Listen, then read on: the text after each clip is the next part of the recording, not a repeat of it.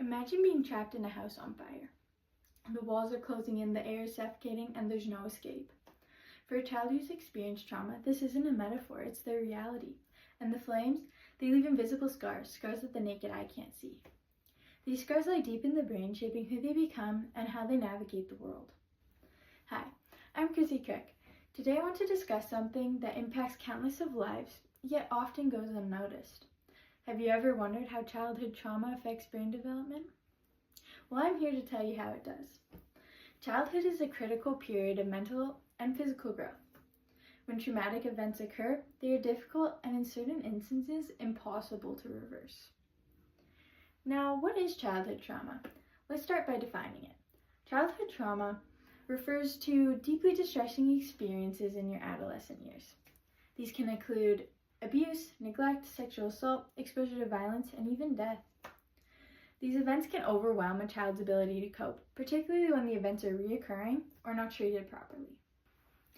Did you know about 400 million children under the age of 5, or 6 out of 10 children in that age range worldwide, frequently experience physical or psychological abuse at home? That's 400 million little sons and daughters who haven't yet seen how good life can be, born into a world of monsters left with lifelong consequences for others' actions. To understand the effects of trauma, it is essential to know a bit about the brain. During childhood, the brain presents itself as plastic, meaning it's highly adaptable and shaped by experience. Now, there are 3 key brain areas affected psychologically by the effects of trauma. One being the amygdala, aka the brain's alarm system, responsible for detecting threats. Think of this as a smoke detector. Once the alarm senses smoke, the alarm goes off, causing panic and disorientation. This center also includes emotions like guilt, remorse, and happiness. Second is the hippocampus. The hippocampus is responsible for learning and memory. And lastly, it affects the prefrontal cortex. This part of the brain consists of emotions and feelings. Now, all 3 of these parts of the brain work together to regulate stress and emotions and help you make sense of the world around you. Now, you may be wondering how these parts of the brain get affected by trauma. Trauma can cause overreaction of the amygdala. Trauma heightens the amygdala's activity, making someone more sensitive to perceived threats. This can lead to hypervigilance, anxiety, and difficulty distinguishing between safe and unsafe situations. Another thing that can happen is hippocampal shrinkage.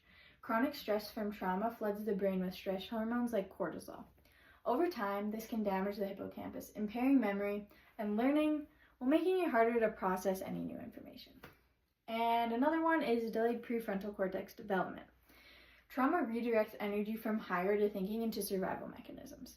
This shows the development of the prefrontal cortex, leading to challenges like impulse control, problem-solving issues, and issues with emotional regulation.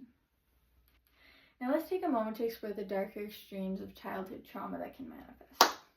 Studies have shown that over 50% of serial killers have experienced childhood trauma, including abuse, neglect, assault, or abandonment. Now, scientist Alison Cooper explored the topic of serial killers' brains compared to the average person. She found that serial killers have a 5 to 10% reduction in gray matter around the limbic system, where emotions are processed. There's also a significant size difference with the amygdala. Turns out, chronic stress and trauma can physically change the size of your amygdala, meaning regular emotions are compromised. We all know the famous Ted Bundy, who admitted to killing 30 people. But what went on inside of his head? His childhood was filled with traumatic events, which later could have contributed to his inability to regulate his emotions. While not all who experience trauma become violent, the connection between early adversity and later criminal behavior shows the dramatic effects one moment can have on the human brain.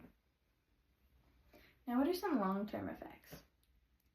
The effects of childhood trauma don't usually end in childhood. Depending on the severity, many deal with these issues throughout their whole lives. Trauma is linked to many mental health disorders, some being depression, anxiety, PTSD, as well as an increased risk of physical health issues. The good news is, if caught early and with the right support, these long-term effects can be regulated through medications and talk therapy. In summary, childhood trauma greatly affects brain development and in some cases can lead to destructive outcomes, including criminal behaviors. However, By understanding these impacts, we can work to break the cycle. With proper support, children and even adults can heal and recover.